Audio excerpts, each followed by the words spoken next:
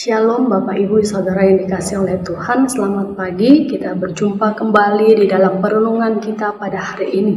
Mari bersama-sama kita siapkan hati kita berdoa kepada Tuhan. Tuhan Yesus, terima kasih kesempatan yang indah ini kami boleh kembali merenungkan firman Tuhan.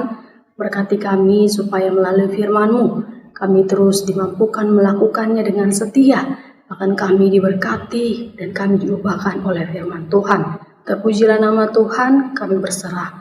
Dalam nama Tuhan Yesus kami berdoa. Amin. Bapak Ibu Saudara yang dikasihi oleh Tuhan, perenungan kita terambil di dalam kitab Yosua pasal yang ke-6. Saya akan membacakan beberapa ayat dari kitab ini, dari pasal ini.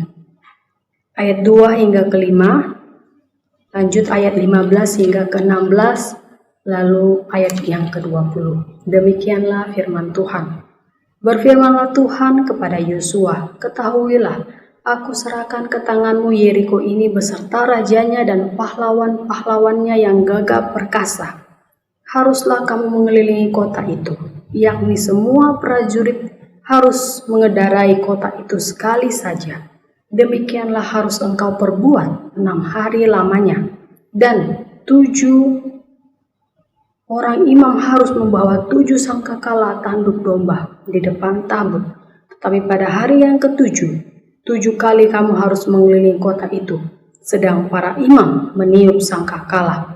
Apabila sangkakala tanduk domba itu panjang bunyinya, dan kamu mendengar bunyi sangkakala itu, maka haruslah seluruh bangsa bersorak-sorai dengan nyaring, maka tembok kota itu akan runtuh. Lalu bangsa itu harus memanjatnya masing-masing langsung ke depannya. Ayat 15. Tetapi pada hari yang ke-7 mereka bangun pagi-pagi ketika fajar menyingsing dan mengelilingi kota 7 kali dengan cara yang sama. Hanya pada hari itu mereka mengelilingi kota itu 7 kali. Lalu pada ke-7 kalinya, ketika para imam meniup sangkakala, berkatalah Yosua kepada bangsa itu, bersoraklah sebab Tuhan telah menyerahkan kota ini kepadamu. Ayat 20, lalu bersoraklah bangsa itu, sedang sangkakala ditiup. Segera sesudah bangsa itu mendengar bunyi sangkakala, bersoraklah mereka dengan sorak yang nyaring. Maka runtuhlah tembok itu, lalu mereka memanjat masuk ke dalam kota, masing-masing langsung ke depan dan merebut kota itu. Demikianlah firman Tuhan yang boleh kita renungkan dan baca bersama pada hari ini. Bapak Ibu Saudara yang dikasihi oleh Tuhan, kita di masa-masa pandemi ini sudah cukup lama menghadapinya, melewatinya, dan merasakannya. Dalam nats yang boleh kita baca barusan ini, kita boleh belajar dari pengalaman dari bangsa Israel di Yeriko. Mereka di mana harus bersabar, mereka harus meneguhkan hati mereka dan tidak putus asa di dalam kehidupan mereka. Mereka harus bertekun karena pada waktunya Tuhan akan bekerja dan menolong bagi mereka. Di mana juga waktunya mereka harus bertahan dengan iman mereka yang sungguh-sungguh kepada Tuhan. Kisah di dalam kitab Yosua ini di pasal yang ke-6 ini adalah satu contoh tindakan Allah yang langsung. Kota ini dapat ditaklukkan karena iman Israel dan kuasa Allah yang bekerja dan ketaatan umatnya kepada firman Allah. Di dalam Ibrani 11 ayat 30 berkata, karena iman maka runtuhlah tembok Yeriko setelah kota itu dikelilingi 7 hari lamanya. Karena iman membawa mereka kepada sukacitaan di dalam hidupnya.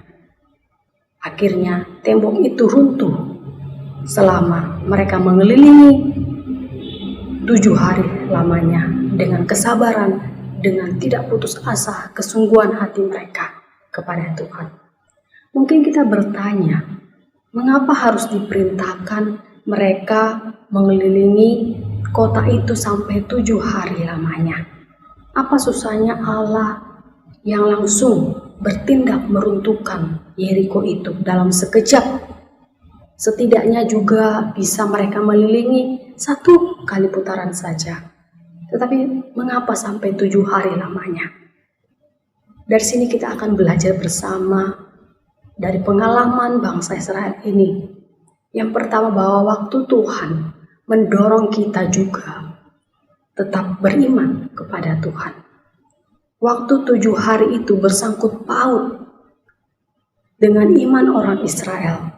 Allah tentu sangat berkuasa menjatuhkan Yeriko secepat yang Dia mau.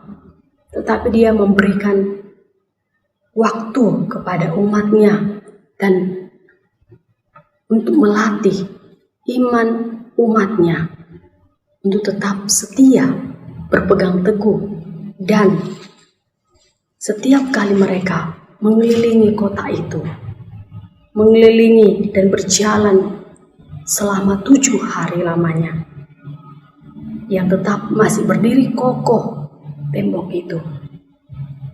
Disitulah Tuhan mau menunjukkan mereka harus bersungguh-sungguh, tidak putus asa di dalamnya, dengan iman yang benar, ketaatan yang setia kepada Tuhan. Mulai dari sungai Yordan kita melihat ya sampai mengelilingi tembok Yeriko, kita melihat bangsa Israel ini berjalan dari iman ke iman. Iman kita jangan bergantung kepada hikmat manusia, melainkan kepada kekuatan Allah. Kita bisa melihat di dalam 1 Yohanes 5 ayat 4 dan sampai ke 5, bahwa kita hanya bergantung pada kekuatan Allah, bukan kepada hikmat manusia. Yang kedua, cara Tuhan bertindak membuat kita taat pada firman-Nya. Kita melihat di ayat yang ketiga, pasal yang ke-6 ayat yang ketiga, katakan, haruslah kamu mengelilingi kota itu, yakni semua prajurit harus mengendarai kota itu sekali saja. Demikianlah harus engkau perbuat 6 hari lamanya. Dan 7 orang imam harus membawa 7 sangkakala, tanduk domba di depan tabut. Lalu pada hari yang ke-7, 7 kali kamu harus mengelilingi kota itu, sedang para imam meniup sangkakala. Ini adalah perintah yang Tuhan berikan bagi mereka, untuk mereka menaatinya, melakukannya dengan setia. Cara ini pasti menimbulkan tanda tanya, namun inilah latihan ketaatan bagi umatnya.